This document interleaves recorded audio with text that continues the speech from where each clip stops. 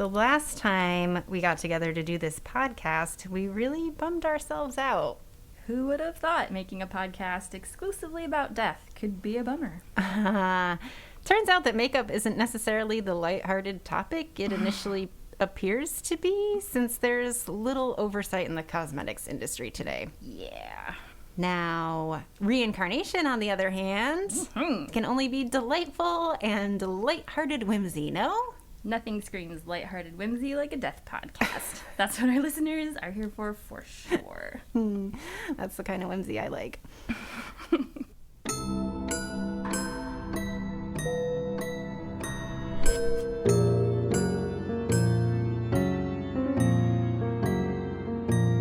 Death party! When we began research for this episode, I started thinking about how reincarnation is not a subject that comes up much in everyday life. America is the worst. Yeah, I mean, it wasn't something that came up in everyday life. And then after we started researching, Netflix came out with that show, Surviving Death. That Right. Now it totally will come up in everyday life. That basically covered all the things we wanted to cover. Mm-hmm. But we're going to cover them anyway. What Netflix said, the end. Yes, except we did it better first. Thanks. Yeah. We didn't do it first. There. Well, we did it. We'll do it better second. We're doing it better secondly, which is the important what counts. Yeah. So I was curious, how many Americans actually believe in reincarnation? Oh, yeah. I mean, I just assumed not many. And the answer surprised me. Oh. According to a poll conducted by the Pew Research Center in October 2018, so, pretty recent, most American adults self-identify as Christians. Not exactly shocking information. Mm-hmm. Many Christians also hold what are sometimes characterized as New Age beliefs. What? That's how Pew Research was referring to them, New Age beliefs, including belief in reincarnation, astrology, psychics, and the presence of spiritual energy in physical objects like mountains or trees. Yeah, many Americans who are religiously unaffiliated also have these beliefs. Yeah.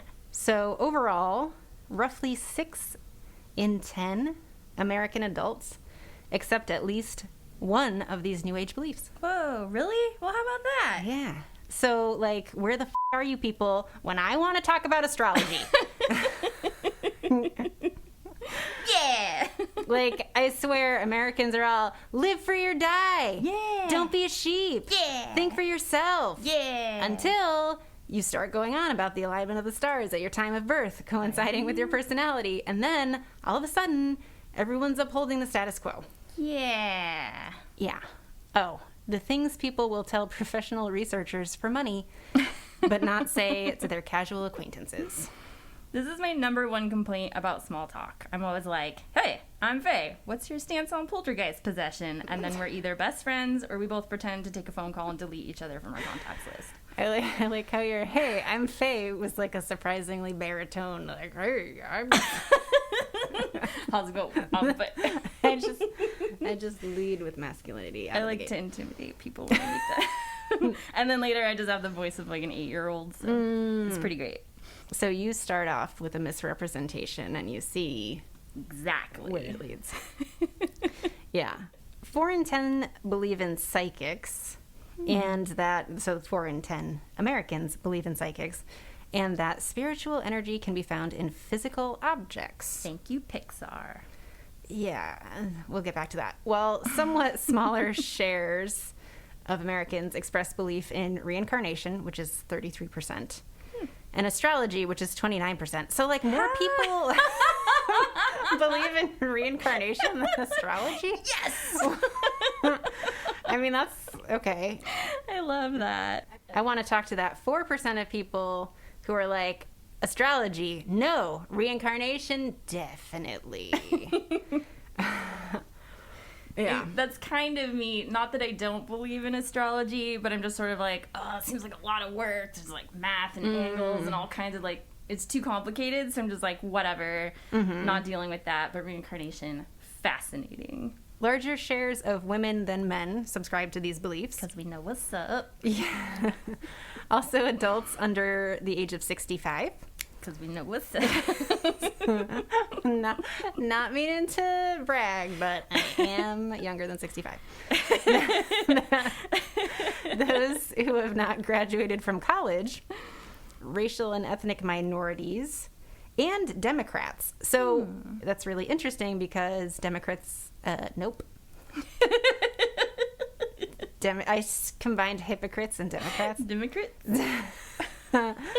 That's interesting since... There are so many Democrats, though. So many Democrats. Yes, okay. I thought that was interesting since Democrats are likelier to be college educated. Right. But, you know, if you haven't gone to college or you're a Democrat, you're more likely to subscribe to these New Age beliefs. So... I wasn't sure about that presence of spiritual energy in physical objects like mountains or trees. Finding that Pew Research came up with, it kind of reminded me of like Native American creation myth.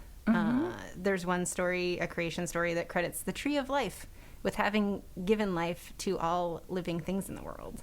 Yeah, it strikes me as funny to hear the term New Age because pretty much all the associated beliefs are way older than Christianity, but got squashed for a really long time, and so I guess people maybe think that they're new. Oh, yeah. Like Santa Claus. Yeah. No, it's not like Santa Claus, but Nope. We never fixed that when I made that mistake in the earlier episode, and I said that Santa Claus was not Oh, right. adopted by Christianity. No. Yeah, and he totally was. I said that he wasn't pagan, but he was, and then Christianity took him away. Just in case anybody was wondering if we realized. Yes, we did eventually reach that point. So when I first read that, I interpreted that data set as, okay, so roughly 40% of Americans think that ghosts live in chairs, which, as we all know, isn't totally accurate because ghosts prefer creepy attics or basements or anywhere that is already scary as a confined and mostly dark place.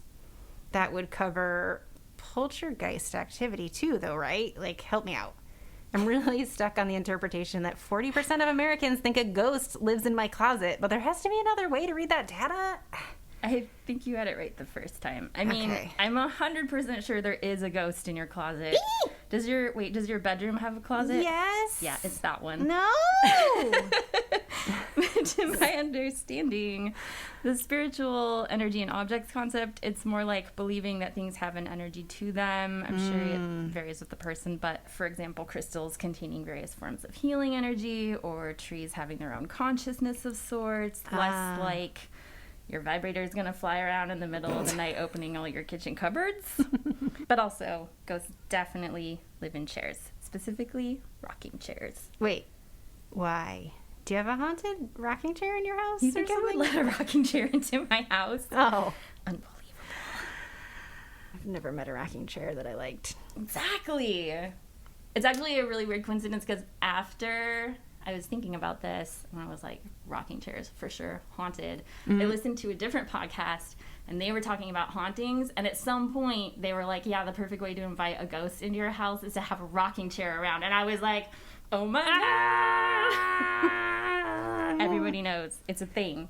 If you have a rocking chair in your house, get it out now before it's too late. Set it on fire!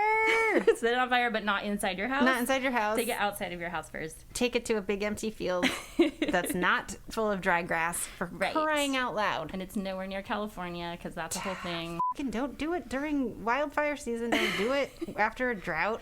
Build a little Viking ship, put it in the ship, put it out on lake, middle of the lake, no wind, Ooh. then set it on fire. Yeah. Say Like goodbye to that people. ship. Bye, ghosts. We're just advocating people set stuff on fire, and later we're going to advocate that they ride their...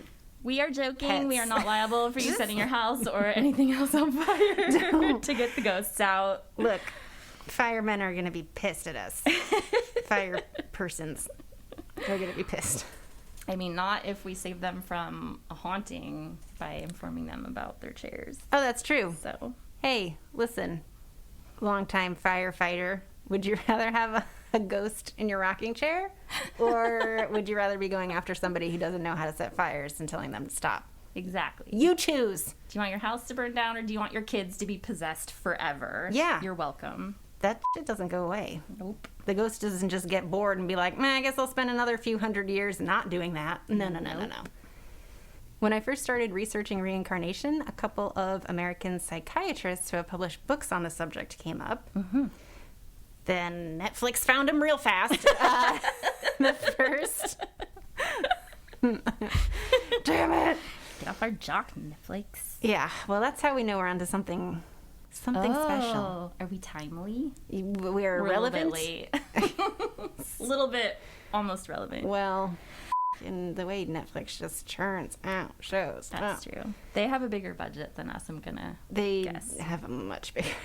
Since our budget's like $3 for... Hey, a piece. Ice cream. Thank you. sherbet, That adds booze. up. Per episode. If you contribute now to our Patreon. No. Okay. Let's hit that $4 ceiling. Ooh, that's $1 for each fan. And by fan, I mean someone who listened and didn't hate it. This is a low bar. Okay. Did I finish that sentence? I don't know. Let's do it again. Okay. When I first started researching reincarnation, a couple of American psychiatrists who have published books on the subject came up. Oh, right. The first is Dr. Ian Stevenson, a man who is interested in paranormal phenomena as well as reincarnation. My man. He became chairman of the Department of Psychiatry at the University of Virginia in 1957.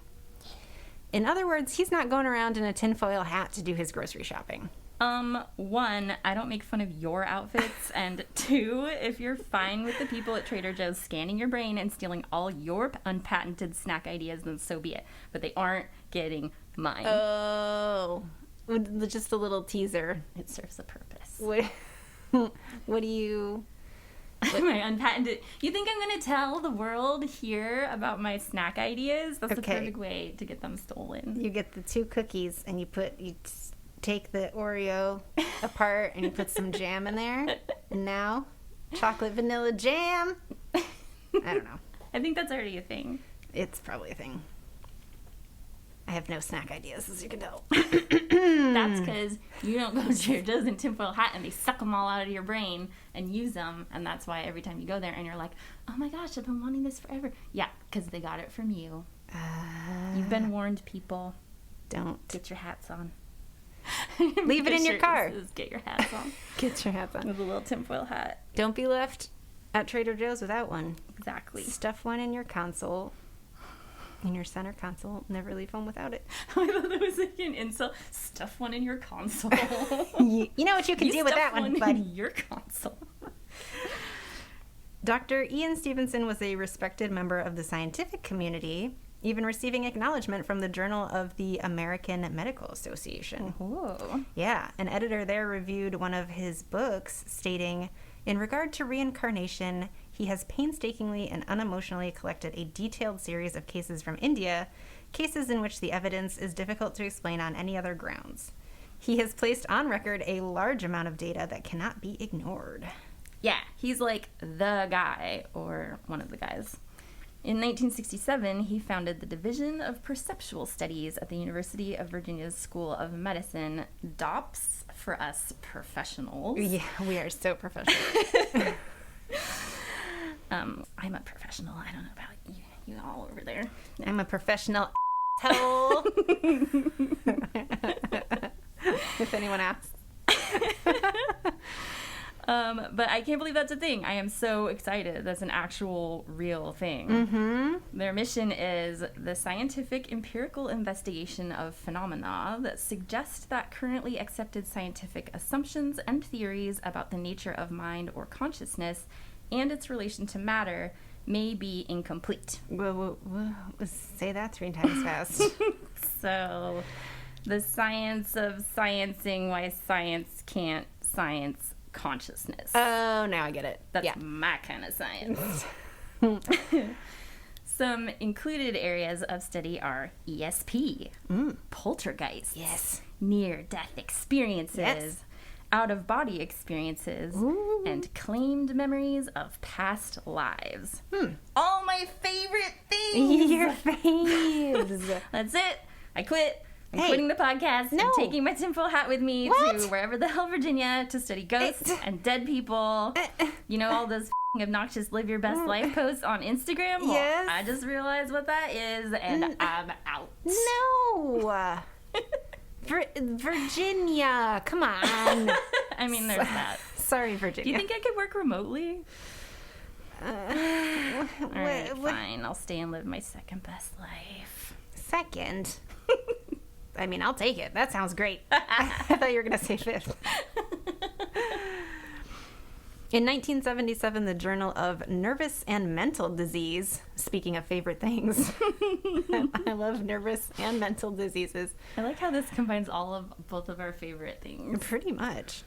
The Journal of Nervous and Mental Disease earmarked most of an issue to cover Dr. Stevenson's reincarnation work. What is with the oddly specific timeline of accomplishments? Did you notice that? It's 57, Oh. 67, 77. Right. Did he do anything in 87? I mean, I can only assume that he did the same thing all upper-class white men were doing in 1987. Having phones installed on their yachts so that they could call their car phones from the yacht phone. The paper cites cases of subjects who have claimed to remember previous lives, most of whose statements have been verified in the course of detailed investigations, and suggests the concept of reincarnation as a contributing factor in understanding diverse matters, including phobias and philias of childhood, skills not learned in early life, internal diseases, differences between members of identical twin pairs, and abnormal appetites during pregnancy. Huh. I find that so interesting. I think for sure I was a Victorian lady in a past life. Oh. When I was 5, we lived in the country, and all my friends were wearing overalls and shit, but I would beg my mom to put me in these frilly dresses with tights and patent shoes. And all we did was play in the mud, but I insisted. And then at the end of the day, when all the kids tumbled back inside, covered head to toe in mud, I would step through the doorway with handfuls of mud in my little fist, but like my flouncy sleeves would be pushed way back, and every inch of me would be proper tidy. Like I never got shit on my clothes. Then, when I was about 10, I would go to the library and check out this massive book on etiquette over and over and over. Nobody else ever got a chance to see the thing, not that they cared. Nobody wanted it. Nobody wanted You were it. the only one. It was bigger than a phone book. I would carry it all the way home, and I would read it cover to cover. And I had a binder where I would hand write in this like little scrolly font about where the salad fork goes and everything. When Oh I my was God. 10, I was reading the Very Scary Almanac. What? I can't believe this existed, and I didn't know until now. Oh my God, it was awesome. It had useful information of a different sort, namely how to keep zombies from remembering their dead if you want them to do your bidding, Whoa. and the difference between a ghost and a wraith. What? And as an adult working as a server, I did eventually learn where the salad fork goes, though, so I'm all caught up. The salad fork goes through the zombie's eye socket and into a wall to keep him from chasing you. Yes. My library sucked. How do you tell the difference between a ghost and a wraith? I can't believe I don't know this. Okay, so according to the Very Scary Almanac, which is, of course, the foremost authority on the subject, no doubt, a wraith is an imprint of a living person, either in a time of crisis, like during a car accident, or the point just before death. So something really traumatic is happening, and they there's appear. Like an echo? Yeah, so it's like the ghost of a living person, Okay. whereas the ghost is the imprint of a deceased person. I'm still confused, but really I just need to know which one can chase you. I mean, I guess they both could, because they're... Damn it. Yeah. All right. I'll be like running and like back over my shoulder like, are you a ghost or a wraith? I need to look up how to deal with you. This is trigger warning-y. Oh. I guess they could turn from a wraith into a ghost. Whoa. Yeah. So, like, if they're in a car accident and they're pinned or whatever, if they're in some sort of mortal peril Right. and it's not looking good, they could just show up. And that was actually in the Netflix show Surviving Death. What? Thank you, f***ing Netflix. Yeah. Oh. I must not have been paying attention. somebody's like cousin showed up and they were outside like, let me in or something. And when people see somebody they know and they don't realize that they're dead yet, that whole thing. Yeah. Or okay, got it. Yeah, they're like on their deathbed and they're dying, but at the point that you see them, they're still alive, and then you find out later that they died 5 minutes later or whatever. Okay, yeah. That is trippy. How you gonna like project out of your body before you're even gone yet? Man, if I had the answers to this question, I wouldn't be doing an episode of reincarnation. I would be telling everybody why that is. Speaking of questions, okay, so how do you keep a zombie from remembering he's dead? Okay, so that one, easy. I would recommend keeping this handy all of the time, just in case. Well, according to the Very Scary Almanac, if they taste salt, they will suddenly remember that they're deceased and return to their dirt nap. I hate to break it to you, but I think your Very Scary Almanac is taking some liberties there. Do we have any zombie listeners? Will you write in to deathpartypodcast@gmail.com and let us know if salt has reminded you to be dead or not? But if they're dead, they can't write in? Exactly. Oh. If nobody writes in, then it's true. Oh. If a bunch of zombies write in and tell us it's crap, okay, all right. Okay, now I'm caught up too. Great. I guess I just wonder if we do retain information or tendencies from past lives, is that to help us in this life? Or is it just random energetic gunk that got stuck for no other reason than that it was sticky? Do I love frilly outfits and place settings just because I used to love frilly outfits and place settings? Or am I supposed to do something with it in this life? Like, am I supposed to open a tea parlor right now? There's a tea parlor somewhere in this equation. Death party. I can't believe I didn't think of that before. Oh my god! Merchandise opportunity. Why did we spell it like this? Damn it, it's too late. Undo everything. Do it over. Just everybody start listening all over again. Rebrand. Buy a new domain and all that. Oh my god. Forget it. Nope. It. Just cut it out. Just cut out the whole joke. Scrap everything. Oh, you already quit once in this episode. I'm gonna quit as many times as I feel like it. No. Okay, I'm joining again. Okay, great.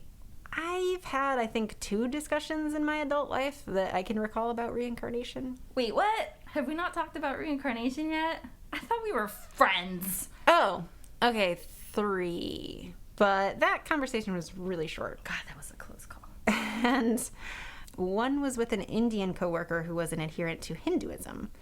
In fact, major religions that feature a belief in reincarnation include Hinduism and Buddhism, Rastafarianism, and some Islamic branches.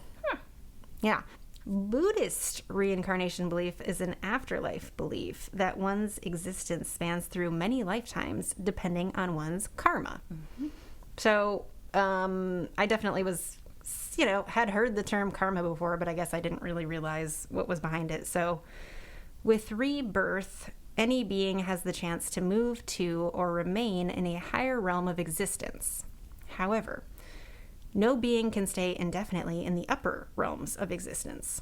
This is because if one's cumulative wholesome karma is used up and becomes insufficient to offset one's unwholesome karma, then one must face rebirth in a less happy realm. Yeah, do like a bunch of tiny little awful one really huge great thing. And you don't know where you're gonna land, so be careful. It's a dice roll. Hence, reincarnation is usually referred to as transmigration in Buddhism, because reincarnation also renews sufferings incurred from past incarnations and brings forth any unwholesome karma for subsequent incarnations until one attains nirvana. Buddhists do not view reincarnation as a source of solace. I agree. It sounds kind of miserable. Nirvana is a place or state that signifies the end of reincarnation, and hence the end of all sufferings. So the suffering of existence, of youth and aging. Tell me about it. Of health and sickness. Yeah, I got all of those. Check and check. Unless a person enters nirvana, he or she cannot escape the pain or misery of reincarnation through numerous rebirths within the 6 transient realms of existence. Therefore, despite there being many afterlives beyond death, it is doubtful that Buddhists desire reincarnation. Like GTFO. Yeah, sounds like not a reward. Mm-hmm. Sounds like a bit of a punishment, Yep. actually. So, in summary, Buddhist reincarnation belief explains the process of living various lifetimes, being either mostly good person or mostly bad person each time. And ultimately, you're trying to be a good enough person to escape this hell realm of an existence and ascend to a state of nirvana or bliss, which is when we finally get to be done with commuting, paying taxes, getting in arguments with distant family members on Twitter. The worst. Yeah, this gives more weight to my already firmly held belief that there is more to existence than this shitty intermediary plane. Yeah. Belief in reincarnation goes back centuries. Plato and Pythagoras were adherents, as were the followers of the mystery cult of Orpheus in 2nd century Greece. I want to be part of a mystery cult. Right? Is this the part where I get to complain about being an American again? Always. Please. Thank you. Be my guest. The Pew study tells us most Americans self-identify as Christian. Again, not shocking. I think we pretty much knew that. Christianity not having a huge focus on reincarnation. So these things kind of conflict, right? Yeah. It's not at the forefront of people's minds here, and for many God-fearing Americans, it's a taboo subject. So imagine being part of a religion or belief system that doesn't accept reincarnation as a thing, and having your toddler tell you he recalls his past life. Uh-oh. That could be a bit rattling to a first-time parent, and has happened on several occasions. Could be a bit rattling for the kid, too, when they try and shake the devil out of them. Oh! Be gone! Devil! Out! Have I told you I also cosplay The Exorcist on the weekends? Aside from starting this podcast, it's another of my newly developed COVID hobbies. Pixar, it didn't happen. Oh, don't you Actually, dare. I want video. Don't you dare. How dare you. Oh my god, that would be so great. Jim Tucker is a child psychologist. Don't even think about it. I'm already planning it all out. Jim Tucker is a child psychologist and Bonner Lowry professor of psychiatry and does anybody know what that means? Did you write that? Did I write that? I think I wrote that. Do you want me to read it? Is it at Bonner Lowry professor? No. Or is that a title? And Jim Tucker is a child psychologist and Bonner Lowry professor of psychiatry and neurobehavioral sciences at DOPS. well, what the does any of that mean? I don't know. I read it. If there's one person listening, they'll appreciate it. One person. Somebody out there knows what it means. They'll be like, damn. Wow, dude's Bonner. legit. Bonner Lowry. Okay, moving on. He studies cases of children who seem to remember past lives. He's even written books on the subject titled Life Before Life, a scientific investigation of children's memories of previous lives, and Return to Life, extraordinary cases of children who remember past lives. The first part of that book is broken down into case studies. I want to do a poll. Should a book about reincarnation be titled Life After Life or Death After Death? Oh. And everyone who votes for the second one is like, instant friend. Okay, so you meet somebody and you're like, hey, what do you think about life after life or death after death? Yeah, it's like my icebreaker conversation. That and the poltergeist question. Yeah. How do you feel about poltergeist? Also, while I'm here. Which of these titles is better? Yeah. That's a foolproof plan, that. I know.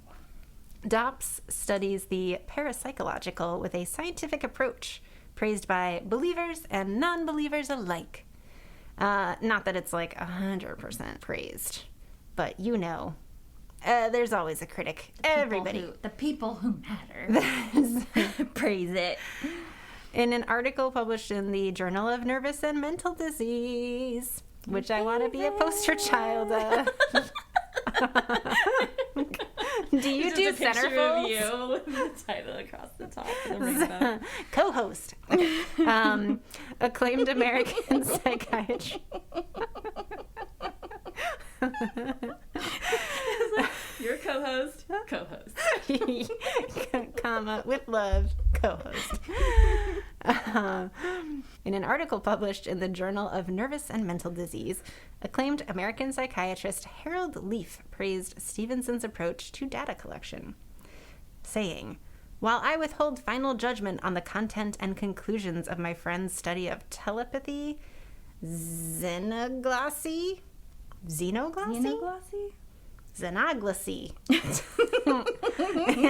Now I need to know what xenoglossy is. Do you want it regular glossy or xenoglossy? That's the extra glossy version. You go to like FedEx or Kinko's or whatever it's called these days. It's the glossy version that's afraid of people moving from somewhere else. So glossy you can see through it into another dimension. While I withhold final judgment on the content and conclusions, I am a true believer in his methods of investigation. Stevenson's writing and research reports are the work of a man who is methodical and thorough in his data collection and clear and lucid in their analysis and presentation. So, obviously we're doing a lot of, building this presumably white guy. He's not a quack.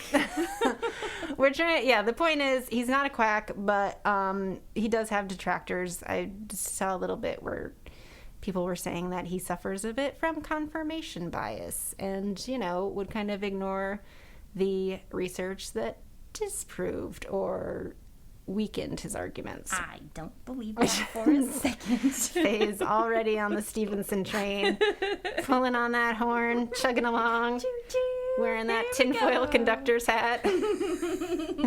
Just shoveling tinfoil into the train. It doesn't even run on coal. It just runs on Trader Joe's stack ideas and a dream.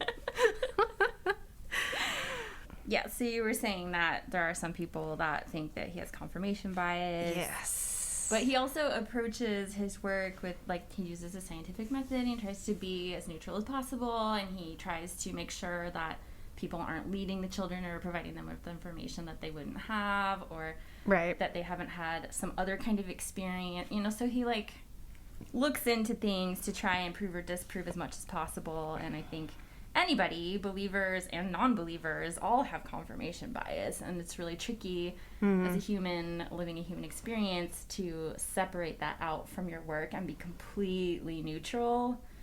Yes. But so, he tries. True. Yes. I think he does a good job. If you're listening, you do a good job. He's dead. I believe in you. Sorry. Hey, then he's listening for sure. Unless Reincarnate already, in which case, who knows? Yeah. Could be anywhere. Dr. Ian Stevenson, if you're listening, leave us an email with your zombie hands. Our computers will both short out at the same time. Oh my god! What if the iPads just flash I hear you. Flashing Morse code of I am here. Whew. Scientific American's research psychologist, Jesse Baring, asked why scientists aren't taking Stevenson's data more seriously. Yeah. And says that current models for understanding brain function don't allow for consideration of non-materialist data like those mined at DOPS. Materialism. We didn't define it. Materialism is the belief that everything can be explained by matter. Josh? I didn't do the research. It's like the scientific principle. It's in the This is all there is, folks. I thought you had a science degree. Can you go From the Art Institute. figure that one out? That does not count. Yeah. So materialism is the belief that physical matter is all there is, basically. So they're not concerned with consciousness or anything interesting or magical or cool. Yep, nope, none of that stuff. Losers. They don't want any of it. It relegates religion to antiquated folk belief and consciousness to purely a product of a physical brain. So that's materialism. Boring! Boring! Then how do you explain plugging in a lamp and turning it on? Because where the does electricity come from? Is that material? Wait, is it material though? Well, I guess atoms would count. Oh. Protons and neutrons and electrons. But those are too small to see, so how do you know that they're there? Oh, Maybe someone's taking it up. Microscopes. So just because we don't have a microscope that can see stuff that's even smaller than that or even crazier than that means they're just limited by our current scientific discoveries. They're assuming that our current level of comprehension and investigation is it. We're caught up. He questions our refusal as a society to look at those findings and whether it is because we fear being wrong. I also question that. Jesse's not the only one. Jesse Bering. Stevenson's most famous words may hold the answer. The wish not to believe can influence as strongly as the wish to believe. Oh. Burn! 6 psychiatric burn! 8-year degree burns! Yeah. And that's all from Jim Tucker's book, Return to Life. Stevenson and Tucker are not alone in the scientific community. Max Carl Ernst Ludwig Planck, Oof. his parents couldn't decide on a name clearly, so they just used them all, Sure. was a German theoretical physicist who won the Nobel Prize in Physics in 1918 when the rest of us were just in diapers. So you didn't win the Nobel Prize in Physics? I'm pretty sure we've all crossed that threshold, Faye. Come on. I mean, when I was in diapers. Oh, I did that one. I don't count it. Right. Planck made many contributions to theoretical physics, but his fame as a physicist came from his role as the originator of quantum theory, which revolutionized our understanding of atomic and subatomic processes. And then we abused it to make A-bombs. And then we were like, what can we do with this? Blow shit up. Blow everything up. Humans. Yeah. So stupid. But he saw merit in the possibility of a physical realm derived from non-physical consciousness. Astrophysicist Carl Sagan, Hell name yeah. ring a bell, wrote that the phenomenon of children reporting details of a previous life, which upon checking turn out to be accurate and which they could not have known about in any other way than reincarnation, is an area of research deserving of serious study. Hell yeah, Carl Sagan. I agree. We had to watch so many Carl Sagan videos when I was in 8th grade, and I thought he was the boringest dude. Like the best. And now he's redeemed himself. And now, Carl Sagan, You know what's up, Carl. classy motherfucker. Right? Look at you. Didn't know you had a brain in that head. Well, that wasn't the issue. It was just that he seemed really interested in boring topics to my 8th grade brain. Well, yeah, that too. Yeah. In an interview in early 2014, Jim Tucker said that the work at the University of Virginia had been going on for 50 years and consisted of over 2,500 cases on children remembering past lives. I couldn't find a current number, but the man is impressive, is my point. Yeah. If you live here in America with us and you've heard a reincarnation story, it's highly likely that it's one of the famous cases that he investigated. Either the story of James Huston, the undead fighter pilot, Thanks, Netflix. or the study of Marty Martin, the undead Hollywood casting agent, just to name a couple. Thanks, Also. Netflix. We made the plan to write about those two dudes, and then Netflix was like, "Oh, is this what you were gonna write I'm about?" so shocked. They have our phones tapped. I'm telling you. Facebook is telling them every time I talk about something and then I go on Facebook, it shows me an ad for that. So I know for a fact that they're listening in and they're selling my information to Netflix. Hold on, let me get my hat. But so, you've probably heard about them for 3 reasons. Netflix, but also white and males. Oh. I'm just kidding. There are thousands of case files on children who remember past lives, and out of those, about 70% of the children said that they died violent or unexpected deaths in their previous lives, which they sort of connect to being able to remember those lives. And then males account for about 73% of those deaths. Wait. So, it's just a numbers thing. Wait, what? 73%? Yeah. 73% of the 70%, I believe. Okay. So just like young males tend to die more often than young females because they take more risks, and children who recall past lives mostly recall a violent death at a younger age, not dying from old age.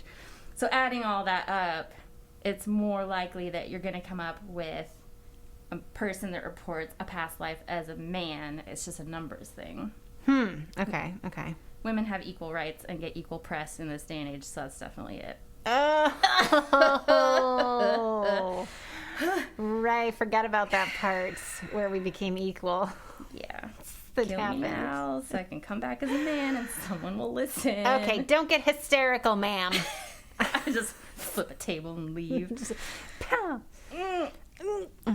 So, these two cases are very well documented, as in information provided by the children was methodically researched and connected to the men that came before them. So there's that. But Stevenson published a 2-volume work back in 1997 called Reincarnation and Biology, which documented 225 case reports of children who remembered previous lives and had physical anomalies that matched those previous lives. And some of them had vaginas, just saying. Well, It's fine. always the most productive in the years ending with 7. Oh, what the hell?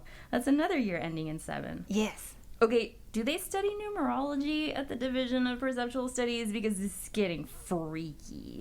If they do, I'm putting my application in on Monday. Mine's already in. I beat you. No. Well, in case you haven't heard about those American cisgendered white males, We're going to lose all our male listeners right now. Again! we'll catch you up. But we're also here to tell you about a couple reincarnation stories that have women of color in them. Gasp! Because, damn it, privileged white males aren't the only ones who get to die tragically and then tell weird undead stories that make everyone doubt their credibility anymore. Yeah. Why do white dudes always get to have all the fun around here? And by here, I mean Earth and whatever comes after Earth. And fun, I mean tragically reliving horrible deaths and have everyone doubt them. Damn it. I mean, what other definition of fun is there? That's another conversation for a party. When you first meet somebody. So, what do you think is fun? For me, What do you do for fun? it's reliving past life trauma. It's traumatizing everyone I tell about it. Well, this took forever to research. I feel like I've got one foot in the grave already, so you'll have to come back like a reincarnated child and join us next time, since Undead James 3 is such a character. If you have a wild reincarnation story, suspicion, or hell, someone else's story, we want to hear it. We have a Facebook group that you can be a part of. You can. So you can join forces with other kooky and wacky folks Yeah. that like to wonder about death too. Parchment hats and tinfoil hats welcome. Yes. That's at facebook.com/groups/deathpartypodcast. We really appreciate you taking the time to listen to us discuss the thoughts that keep us awake in the middle of the night.